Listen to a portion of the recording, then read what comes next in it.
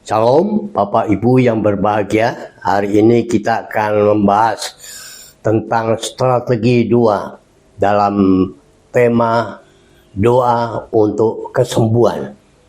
Saya percaya Tuhan hadir memberkatinya.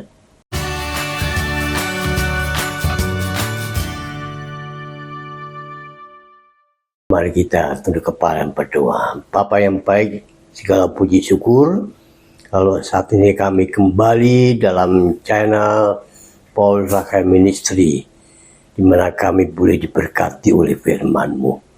Dalam nama Yesus Kristus kami mengucap syukur. Amin.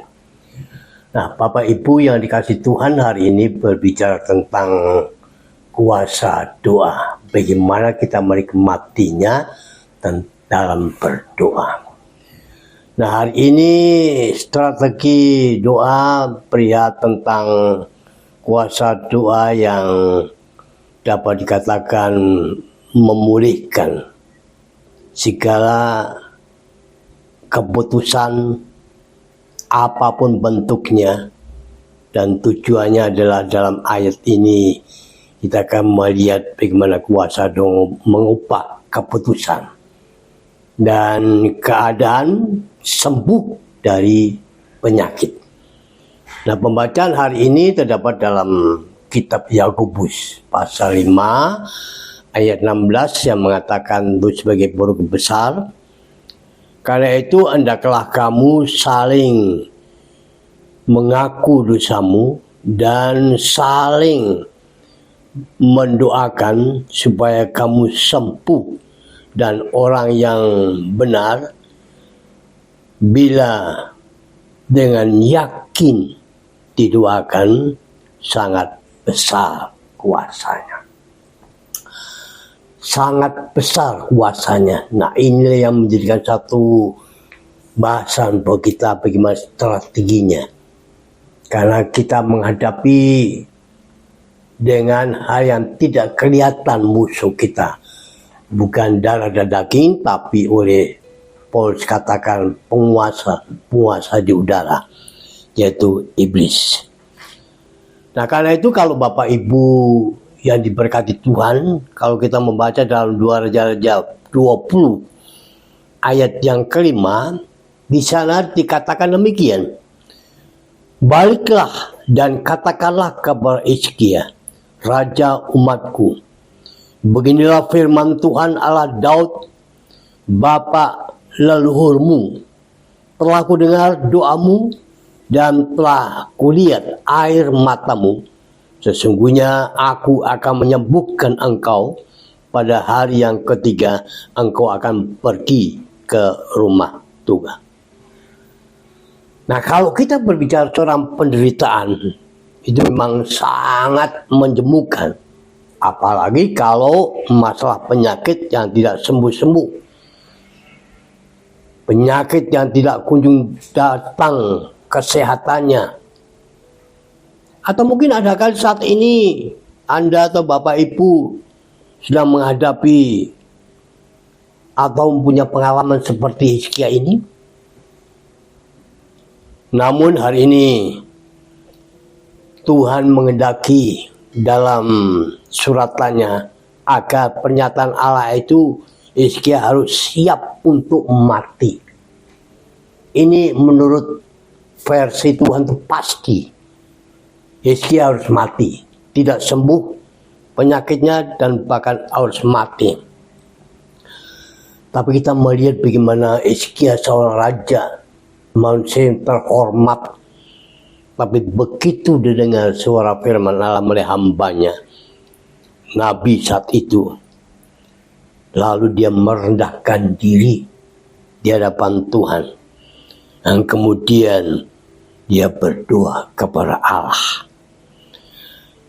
Kalau kita telusuri isi daripada doa Hizkia ini sangat mengandung berbagai implikasi penting bagi hubungan kita dengan Allah yang perlu digarisbawahi. Segala sesuatu dinyatakan Allah itu hal yang pasti, apalagi disebut masa depan, tapi belum tentu tidak dapat dibatalkan.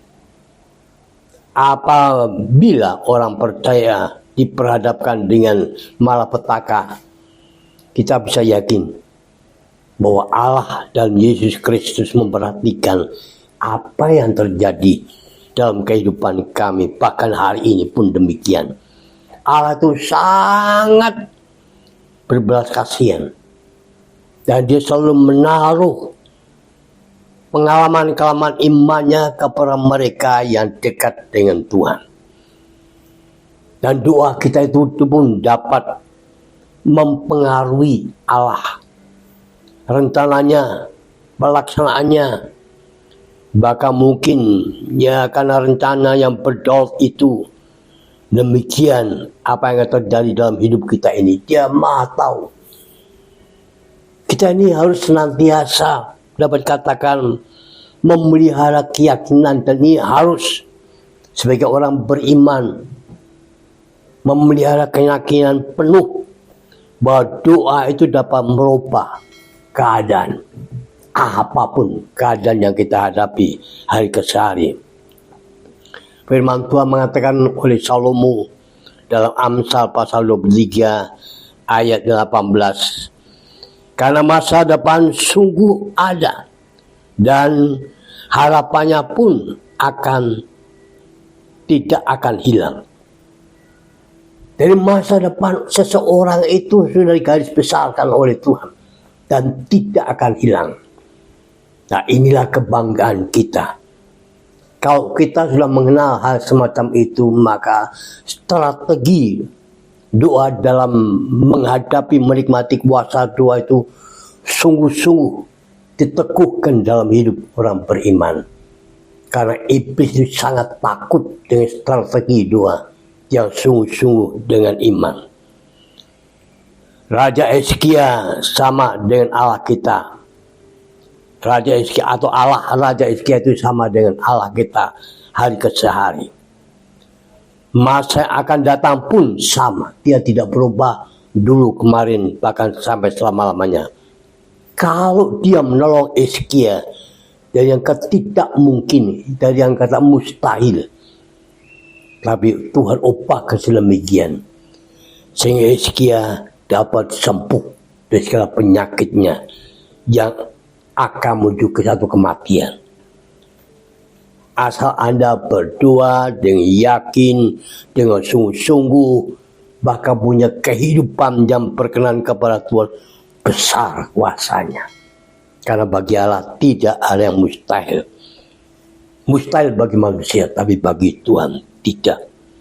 Dan perlu digarisbawahi, mukjizat Allah itu masih tetap ada sampai kapanpun, bahkan sampai selama-lamanya. Biar semua ini kita nikmati. Hari ini mungkin ada yang mengalami penderitaan. Saya akan berdoa, dan mari kita sama-sama tunduk kepala. Bapa yang surga, firman berhenti saat ini.